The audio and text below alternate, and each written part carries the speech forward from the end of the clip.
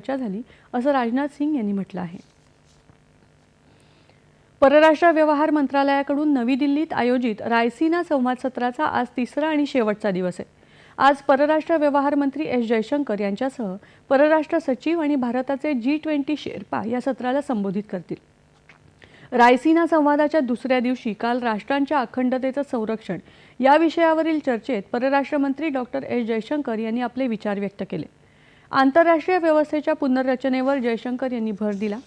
मजबूत आणि न्याय्य आंतरराष्ट्रीय व्यवस्थेच्या अभावी बड्या देशांचीच हानी होणार असल्याकडे त्यांनी लक्ष वेधलं।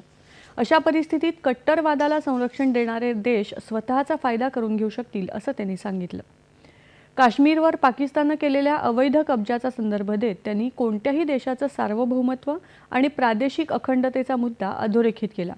या प्रश्नाबाबत संयुक्त राष्ट्रांनी घेतलेल्या भूमिकेवरही त्यांनी प्रश्नचिन्ह उपस्थित केलं।